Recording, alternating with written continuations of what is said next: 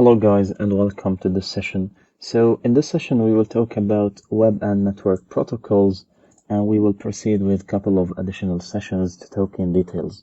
So this will be a basic understanding of the protocols and ability to understand everything about them.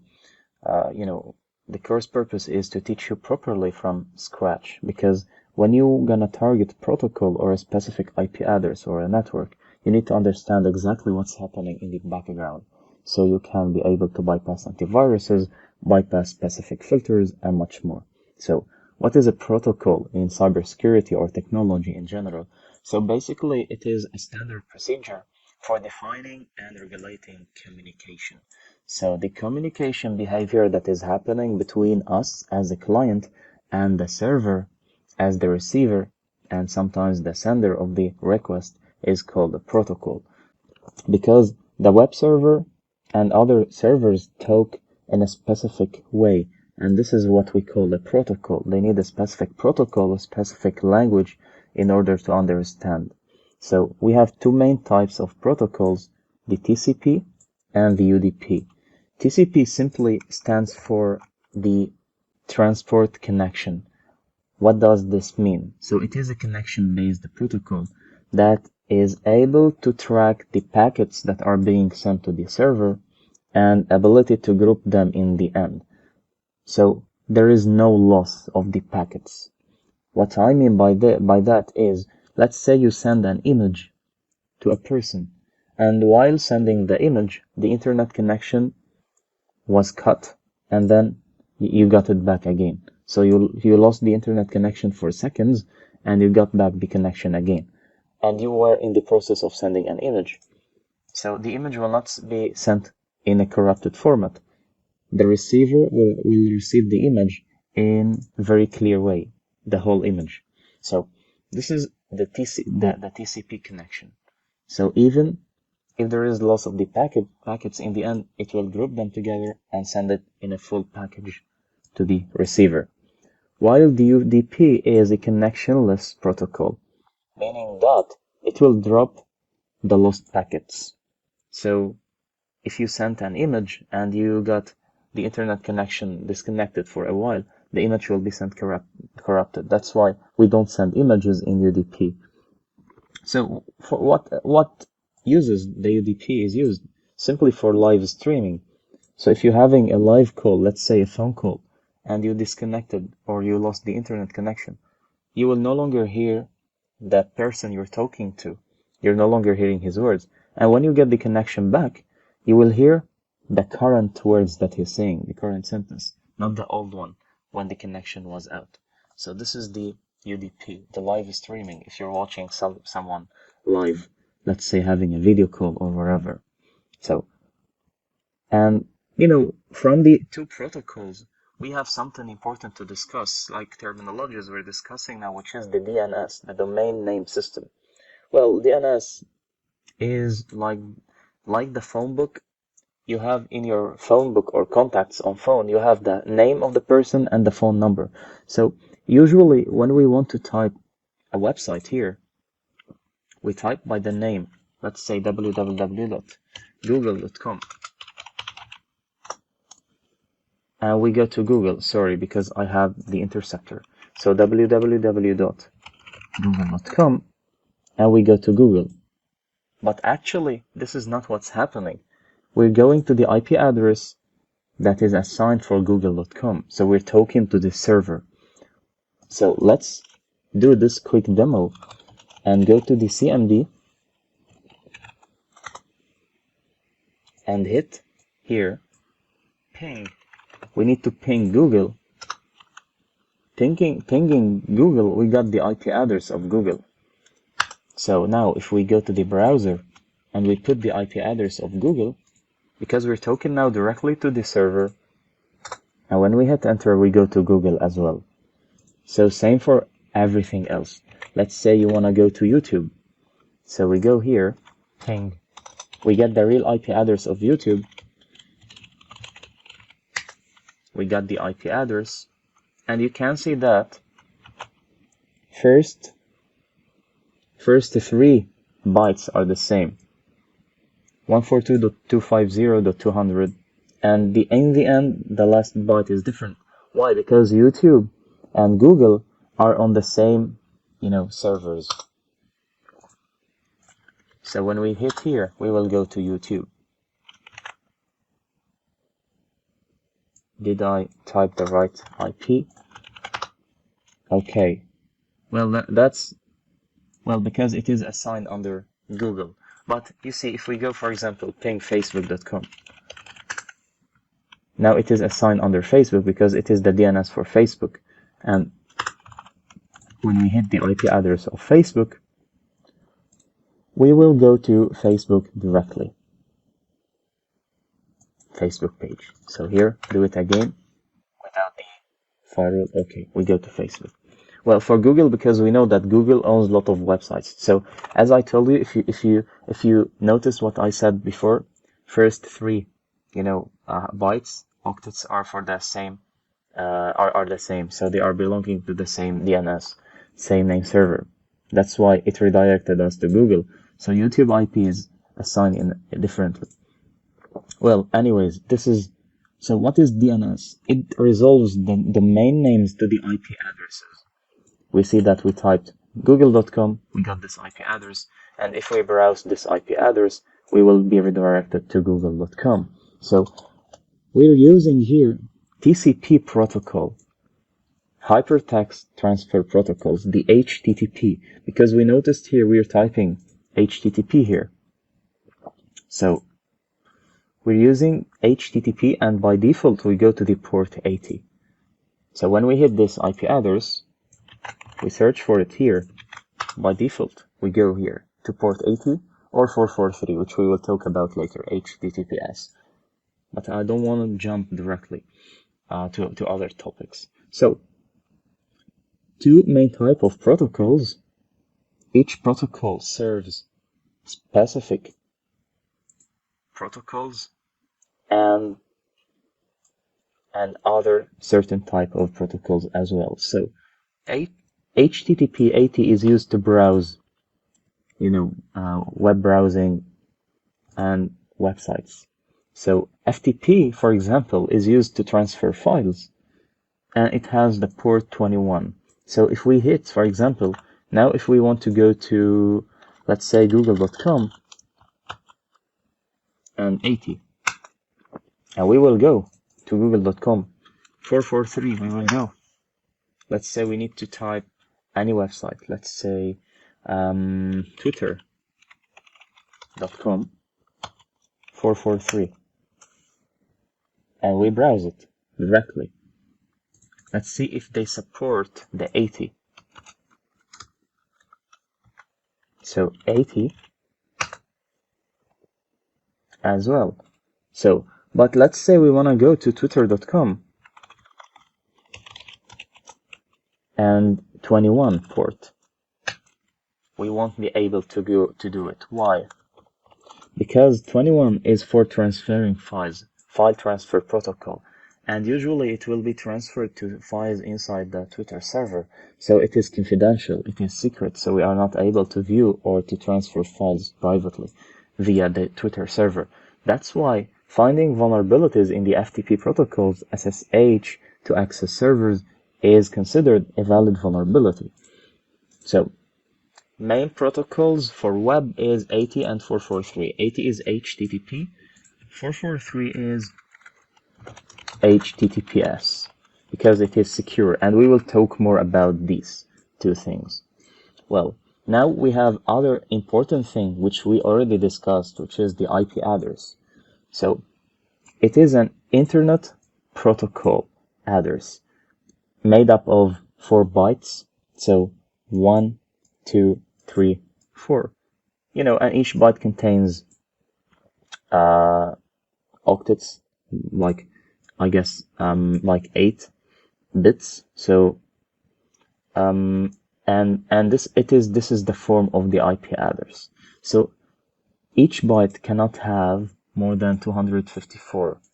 Why? Because this is the end of the IP number, and it is assigned to each computer and device or server. So each IP address is assigned to a specific device. No one IP address cannot be unique to two devices. So each device has a unique IP address. If I go here and I type ipconfig, let me clear. If I type ipconfig here, you will see that IPv4 version 4, because we use the version 4, you see this is my IP address. I have 192.168.153.1, and this is my IP address. We have our LAN for the Wi-Fi. It has a different IP address. We have the VMware, the virtual machines. They have a different IP address as well. So let's go to Kali. Skip, remind me later. Kali, power, enter.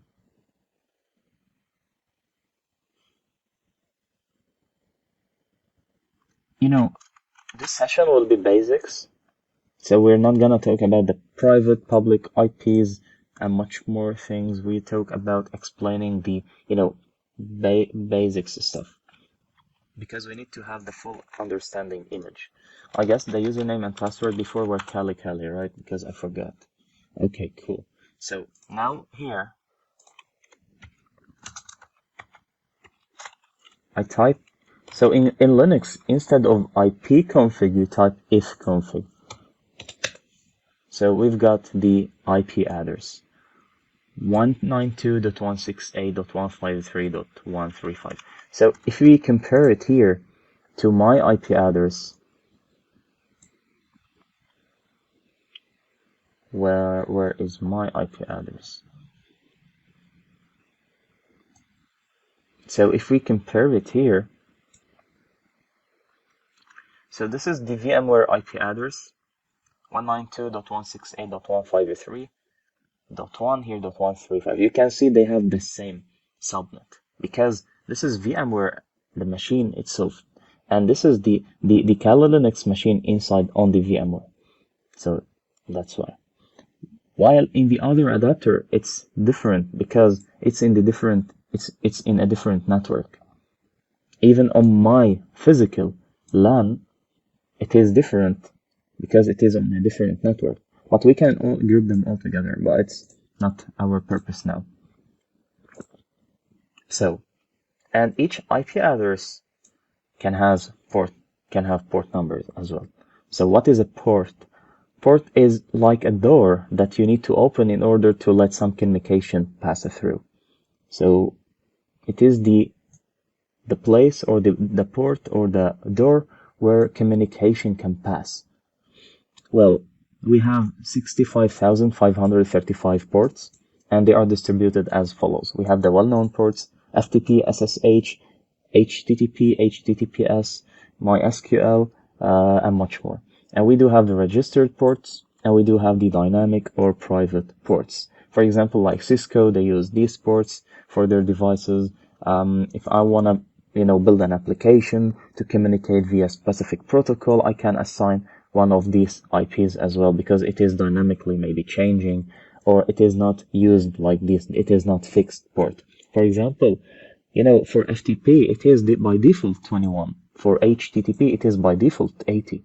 Well, you can change it, but usually commercials stick to the default ones, because you will be having devices, machines, networks, so you need to make it not a lot of, complications. And we do have also something called socket, which is also a protocol that combines the IP address with the port. So, like this as well. So you see, like what I was doing here, but sometimes it passes through other protocol communication called socket, which is a bit different. So, and when we talk about HTTP protocols, DNSs, there will be a main root DNS in the end. So if you want to know, let me explain what is DNS before. So I have here a couple of pages. Let us be first in an easy way. So we are here. Let me add it here.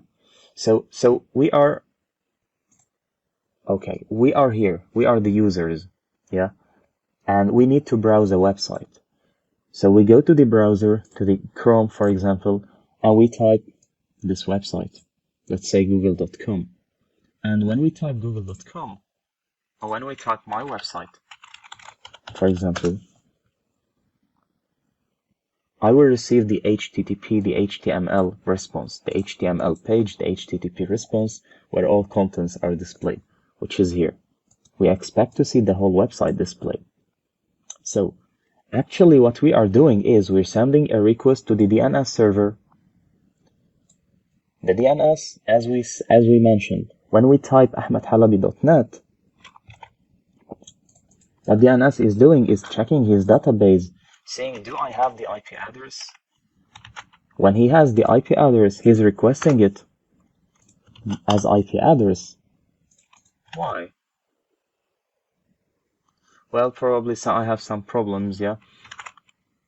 But it should work fine. HTTPS.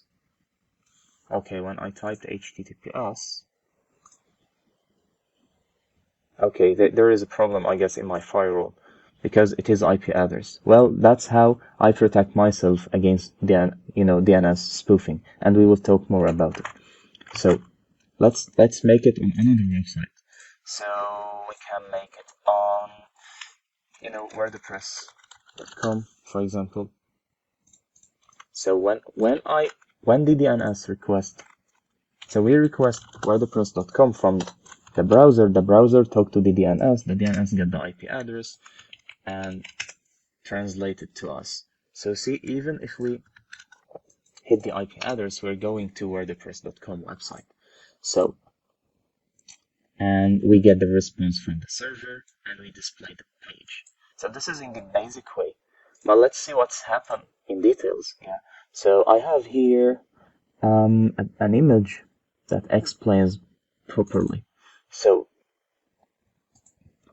this is what we usually do. Yeah, we are here. We are the client as well, and this is our IP address, our local IP address. When we hit ipconfig, so we need to request yahoo.com. So when we go to the browser, we request yahoo.com. The DNS server will check what is the address of yahoo.com, and he will find the IP and he will respond to the IP. Well, how we know which DNS server we are requesting from? I guess by default we request from Google DNS servers, because we need to make sure we are not being spoofed. So how to know if someone is spoofing the DNS server and sending me random websites or not? By simply going to the command prompt cmd and typing ipconfig/all and looking for the DNS. So we can know now we're using two DNSs, 8.8.8.8 and 1.1.1.1. So if we want to go here and if we're gonna see to whom they belong, yeah. So this DNS belongs to Google. So by default we're using Google DNS as well as this. If we search for it, okay, this one belongs to Cloudflare. So we're using two DNSs, the Google DNS and the Cloudflare DNS, and this is why I got blocked from my website when I typed the IP address, because I've been protected by a firewall. So this is good. So by that I can not make sure, but I can know that I am somehow protected against DNS spoofing. If someone is trying to spoof my DNS or spoof Google DNS and let me enter certain phishing websites or harmful websites, Cloudflare is gonna block him. So this is good. Because when I explain, I have some protections on my device. That's why sometimes I need to turn them off in order to, explain properly. But anyways, and this is also same thing. So this is, same images, but for different explanations. Here, we're sending GET request and going to the web server. The web server is receiving our request and giving us the page, HTML page. For example, I'm going to my website. Now I'm sending GET request and I'm getting the HTTP response, which is the HTML page. And, this is just like this. Simple as it sounds, yeah. And also we have the three-way handshake. So how things work. I send an HTTP request, or let's say I send a request to the server with a specific synchronous sequence. Let me tell you what is this. So here we have something called three-way handshake. Okay, so what is a three-way handshake? It is a process of how you communicate with the server and how the server responds to you. Yeah, so when we send a request to specific, for example, IP, we send directly by default the client and the server talks in three-way TCP handshake, which is the synchronous, the acknowledgement, and there is something called the reset as well. Reset. So, but we focus on the syn and acknowledgement. Syn means synchronize or synchronize. So we are initiating a request to the server. We're telling him we are synchronizing a request to you. Then the server will check the synchronous request, the packet, and will check the sequence as well, and will respond to us with a synchronous and an acknowledgement that he received our request and acknowledged it with an incrementing sequence. So if this is 23, this will be 24. It will increment by 1. Why? Because when we receive the 24, we know that it is coming from the right server because we send him 23. If we receive the 25, for example, or 27, it means that someone is manipulating the packets. But when we send him 23 request sequence and we receive in the response 24 incremented by 1, it means that request 23, response 24, so it is right, it is correct. And this is how we know if we're being manipulated by a web server or, for example, a hacker trying to manipulate the packets or spoof some DNSs and much more. And then when we finish, so for example, here we send an IP, here we requested Google, for example, google.com, and he sent us the HTTP response, the HTTP. So, and then we tell him again that, okay, we finished, we received. So we acknowledge our receival. So he acknowledged the receiving and he sent, and we acknowledge that we received. And here, either we can send a reset packet to reset the connection, or keep it alive and it will be reset by its own, which is not our part now. And notice the sequence on the synchronous as well. Even he sent us a sequence 95 that he synchronized our connection. And here, when we acknowledge his connection, we send him 96, meaning that we received your synchronous and we received the HTTP response, the page. So we also acknowledge our receival and we send you the sequence. So he knows that we received the right content as well. So this is called the three-way handshake. Well, in port scanning, we're gonna use it when, initiating requests to the websites. We are using it, but we don't know that we're using it. So it is happening in the background. It's happening in the shadows. But at the same time, we are seeing it clearly. And to help you, understand it properly, we're gonna use Wireshark, which is a tool that can intercept the traffic. So Wireshark is a packet sniffer that can sniff everything inside your network. Every request, every packet you're sending to the server, and everything he's responding to you, we can sniff them. So we will notice the UDP connection to the DNS servers. We will notice the three-way handshake when connecting to the server, the SYN-ACK, and we will notice the SYN-ACK, the SYN acknowledgement, and we will notice the HTTP protocols, the GET, POST, request, and much more. And we will see the difference between reloading a page and refreshing the page. So we will see the cache, we will talk more about it, and we talk about much more stuff as well. So just quickly here, before we finish this session, we will elaborate further as well about the DNS because we need to discuss some pictures. So this is like a summary. We are the computer, the client. Through our browser, we send a request to google.com. The DNS.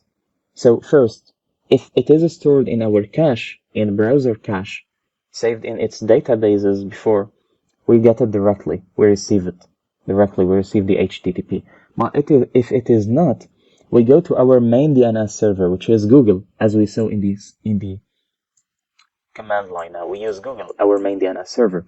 So we go out to our main DNS server and we tell him, is google.com inside your database? Do you have the IP address for google.com? If he has the IP address, then he directly send it to us. If not, then he go to another DNS server, to the DNS above him that has more privilege, to the root DNS server. So the root DNS server will have the IP address of google.com. He will give it to this one, to the Google DNS, and then the DNS will give it to us. So sometimes you will be having ISP, the Internet Service Provider DNS server, not directly to Google, but now we're communicating directly to Google DNS. That's why most of the websites we have it. What's the idea of communicating directly to Google DNS? Google DNS will have a lot of, domains. So the search time, the duration of searching, Googling, it will be faster. Now, let's say you didn't have my website, my old website, cybersec.com. You go to Google, he don't have it, so he will go to the root DNS, he will get it, and he will reply back. Now, before he send it to us, or when he send it to us, he also will store it in the cache database. So cybersec will be here in the cache. So when I requested again, I will not. So when I requested again, we request cybersec again from DNS. DNS will not do the whole process directly. He will send me to the cache, and cache will give it to me directly. So if this process takes 3 seconds, and this process take 2 seconds, this process will take 1 second. It's much faster. And this is how we work. I hope you understood and it wasn't hard for you. You know what I suggest, as I always say, go on Google, go on search engines, and understand what is DNS, how DNS works,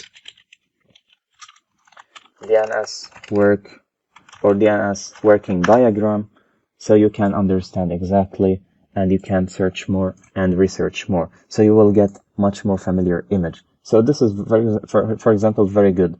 So we have a couple types of DNS. You see, you have the root DNS, the name server, the Amazon route, for example, and much more. And we have the ISP DNS, the country DNS, sometimes they ban per country. And we have more here, which this is the image that I need to explain in the next session. And we're gonna explain Wireshark exactly in demo. So we're gonna do practical demo and see how DNS works in practice. In the end, just as a short notice, the course purpose is to do practical hands-on real hacking world. So this is what we're gonna do. See you next session.